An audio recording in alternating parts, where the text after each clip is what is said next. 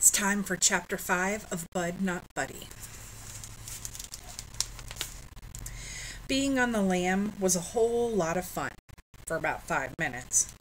Every time my heart beat, I could feel the blood pushing hot and hard on the inside of my sting spots and the bite on my hand.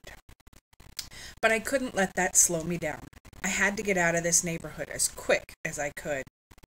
I knew a nervous-looking, stung-up kid with blood dripping from a fish head bite and carrying an old, raggedy suitcase didn't look like he belonged around here. The only hope I had was the North Side Library. If I got there, maybe Miss Hill would be able to help me. Maybe she'd understand and would be able to tell me what to do. And for now, I could sneak into the library's basement to sleep.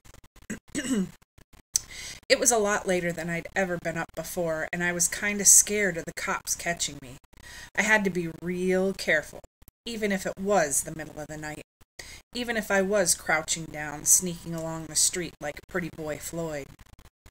At the library, I walked past a row of giant Christmas trees that were planted on the side of the building.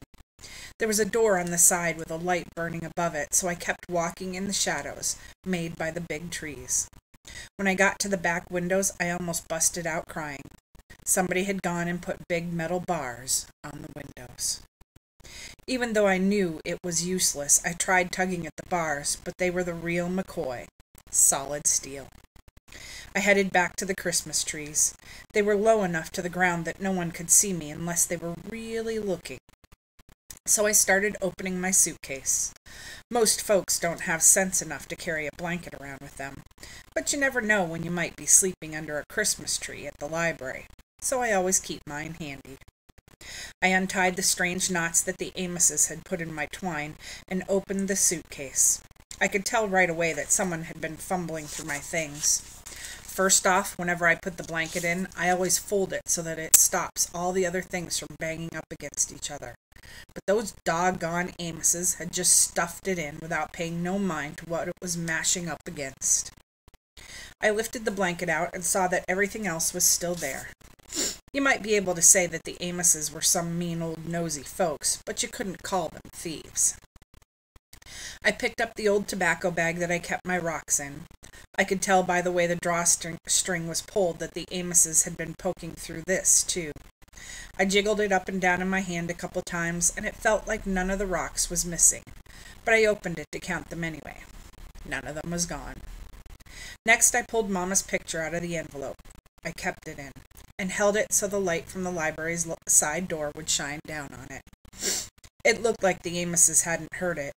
This was the only picture of Mama in the world. Running across the top of it was a sign that was writ on a long, skinny flag. It said, "Boys and girls, follow the gentle light to the misbegotten Moon Park." Underneath the sign, between two big wagon wheels, was Mama. She was about as old as I am now and was looking down and frowning. I can't understand why she was so unhappy. This park looked like the kind of place where you could have a lot of fun. In the picture, Mama was sitting on a real live little midget horse.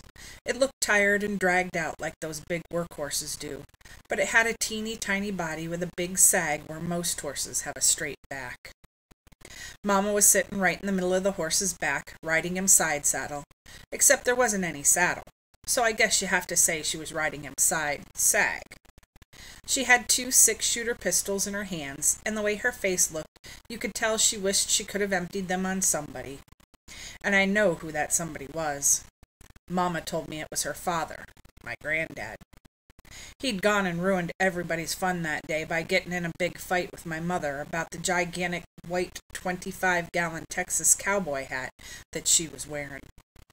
Mama used to tell me, that hard-headed man insisted, mind you, that I wear that horrible hat.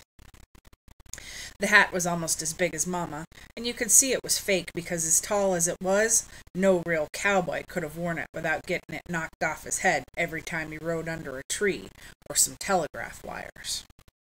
Mama told me that some man used to drag the midget horse all through her neighborhood with a camera, and if your mama or daddy signed a piece of paper, he'd take some pictures of you, then come back in a couple weeks so you could buy them. Mama wasn't looking like she had rocks in her jaw. because the hat, oops, hold on. Mama wasn't looking like she had rocks in her jaw because the hat was so fake that a real cowboy would have laughed you out of town for wearing it. She was mad because the hat was so dirty. When she used to tell me about it, her eyes would get big and burny, like the whole thing happened the day before yesterday, instead of all those years ago. She'd start moving around our apartment real quick, picking things up and putting them back in the exact same spot.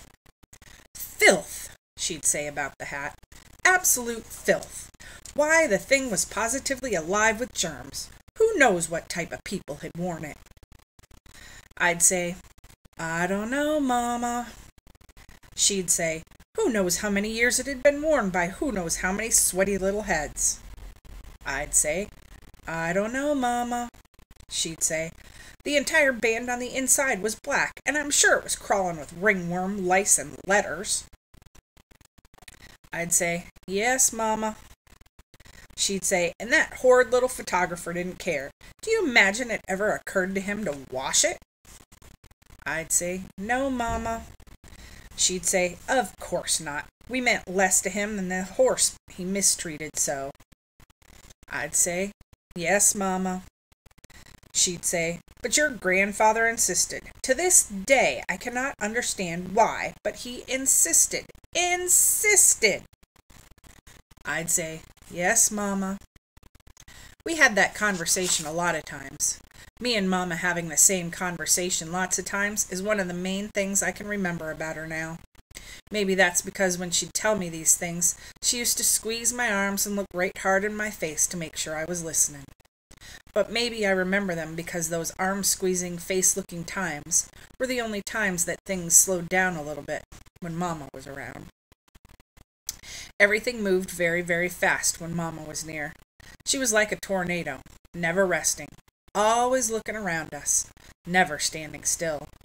The only time stuff didn't blow around was when she was near, and when she'd squeeze my arms and tell me things over and over and over and over. She had 4 favorite things to tell me. One of them was about the picture, and another was about my name. She'd say, Bud is your name, and don't you ever let anyone call you anything outside of that, either.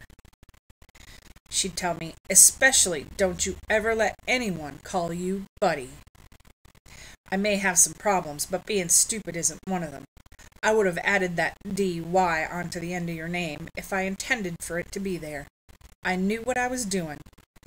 Buddy is a dog's name, or a name that someone's going to use on you if they're being false friendly. Your name is Bud. Period. I'd say, okay, Mama. And she'd say every single time, and do you know what a bud is? I always answered, yes, Mama. But it was like she didn't hear me. She'd tell me anyway.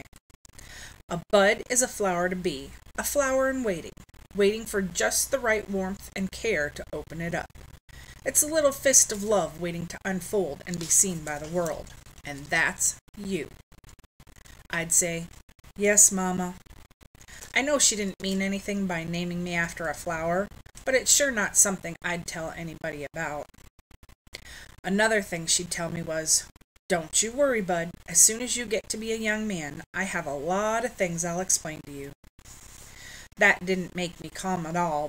That was Bud Caldwell's Rules and Things to Have a Funner Life and Make a Better Liar Out of You, number 83. Rules and Things, number 83. If an adult tells you not to worry, and you weren't worried before, you better hurry up and start, 'cause you're already running late. She'd tell me, these things I'm going to explain to you later will be a great help to you. Then Moma'd look hard in my face, grab a hold of my arms real tight, and say, and Bud, I want you to always remember, no matter how bad things look to you, no matter how dark the night, when one door closes, don't worry, 'cause another door opens. I'd say, what? It opens all by itself? She'd say, yes, it seems so. That was it. Another door opens. That was the thing that was supposed to have helped me. I should have known then I was in for a lot of trouble. It's funny how now that I'm 10 years old and just about a man, I can see how Mama was so wrong. She was wrong because she probably should have told me the things she thought I was too young to hear.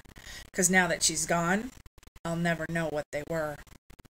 Even if I was too young back then, I could have memorized them and used them when I did need help, like right now. She was also wrong when she thought I'd understand that nonsense about doors closing and opening all by themselves. Back then it really scared me because I couldn't see what one door closing had to do with another one opening, unless there was a ghost involved. All her talk made me start jamming a chair up against my closet door at night. But now that I'm almost grown, I see Mama wasn't talking about doors opening to let ghosts into your bedroom.